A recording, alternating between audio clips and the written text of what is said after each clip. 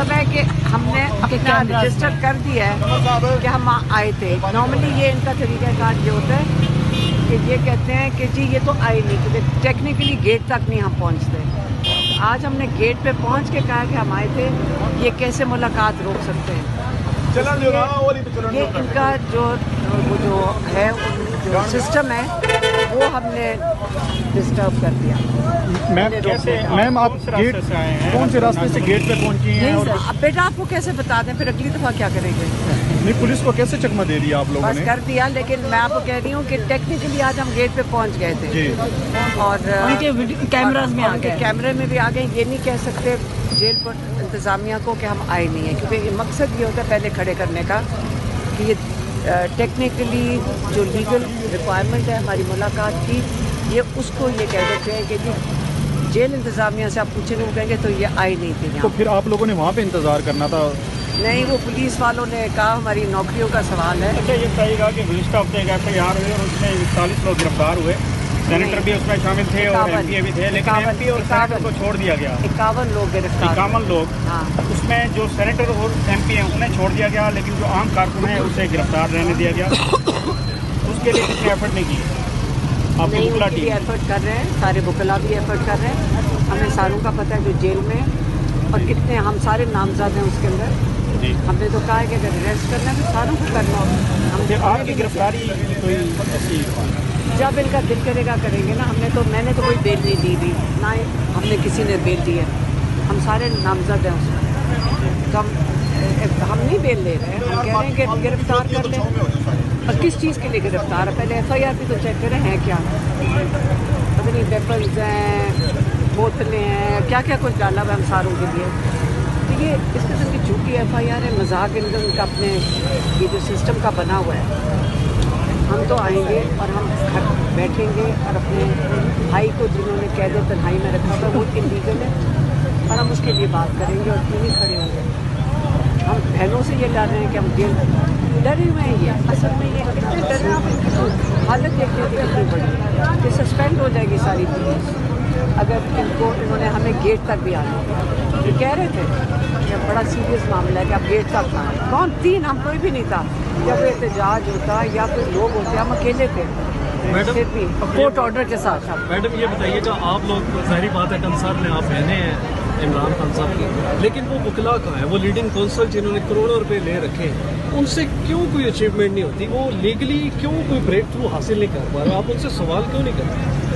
क्योंकि जिन अदालतों में हम जा रहे हैं वो ख़ास वहाँ पे जज लाए गए हैं इसी काम के लिए कि इमरान खान का केस ना सुना जाए। जज जब केस ही नहीं लग रहा तो जज ने कैसे, वो लॉयर ने कैसे परफॉर्म करना है?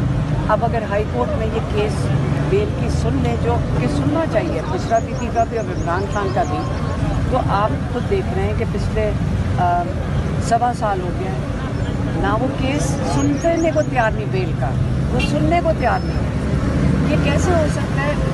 ये इलीगल है जो ये काम कर रहे हैं। ये आपके कानून जो कहते हैं उसके मुताबिक नहीं है, उनको सुनना होता है बेल। ये क्यों नहीं सुन रहे?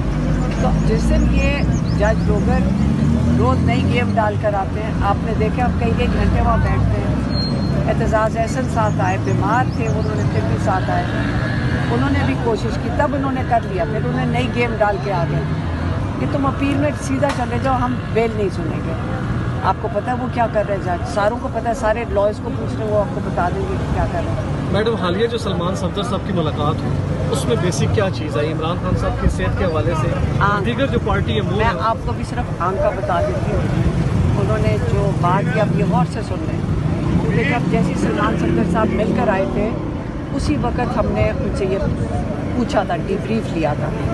इमरान खान ने जो अपनी आंक का कहा है पहले ये सुन लें। उन्होंने कहा कि जो पहला टीका लगा था उसके बाद जो थोड़ी सी बेहतरी आई थी, उसके बाद मेरी आंख में कोई तब्दीली नहीं आई।